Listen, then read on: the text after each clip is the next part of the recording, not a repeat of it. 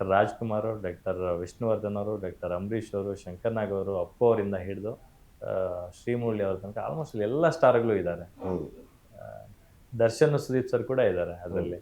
So ಆ idea ಕೊಟ್ಟಿದ್ದು ಕೂಡ ಸುದೀಪ್ ಸರ್ ಅಂತೆ. ಹೌದು. ಸೊ ಅದ್ರ ಬಗ್ಗೆ ಹೇಳೋದಾದ್ರೆ ನಮಗೆ ಬಿಕಾಸ್ ಅವರು ನಮಗೆ ಫಸ್ಟಿಂದನೂ ಪಾಯಿಂಟ್ ಔಟ್ ಮಾಡ್ತಾ ಇದ್ದಿದ್ದು ಏನಂದರೆ ನಾವು ಎಲ್ಲರೂ ಒಂಥರ ಆಲ್ಮೋಸ್ಟ್ ನ್ಯೂ ಕಮರ್ ಸಿನಿಮಾದಲ್ಲಿ. ಇವ್ರು ಸೀನಿಯರು, ನಾನು ನ್ಯೂ ಕಮರ್ ಇದರಲ್ಲಿ.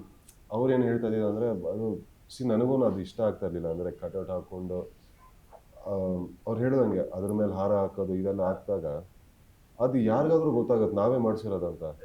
ಏನು ರೆಸ್ಪೆಕ್ಟ್ ಬಂತು ಅದರಲ್ಲಿ? ಆ ಕಟೌಟ್ ಎಲ್ಲ ಬೀಳಕ್ಕೆ ತುಂಬಾ ಟೈಮ್ ಇದೆ ಸರ್. ಅದು ಏನೇನೋ ಸಾಧನೆ ಮಾಡ್ಬೇಕು ಅದಕ್ಕೆ.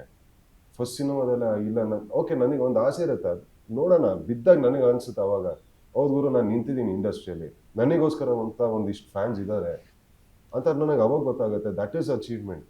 ನಾವೇ ಹಾಕೋದು, ನಾವೇ ಹಾರ ಹಾಕೋದು, ನಾವೇ ಅಭಿಷೇಕ ಮಾಡೋದು, ಅದಕ್ಕೆ ಏನು ಬಂತು ಅದರಲ್ಲಿ? ಆ್ಯಂಡ್ ಪ್ಲಸ್ ಸರ್ ಇವತ್ತಿನ ಜನ ಅಷ್ಟು ಅಂದರೆ ತುಂಬಾ ತಿಳ್ಕೊಂಡಿದ್ದಾರೆ ಈಗ ಆಯಿತಾ. ಅದನ್ನೆಲ್ಲ ಮಾಡ್ತೀವಲ್ಲ, ಕ್ರೇನಲ್ಲಿ ಹಾರ ಹಾಕ್ಸೋದು ಅದೆಲ್ಲ ನಮಗೆ ಎಲ್ಲಿ ಸರ್? ನಾವು ಇನ್ನೂ ಫಸ್ಟ್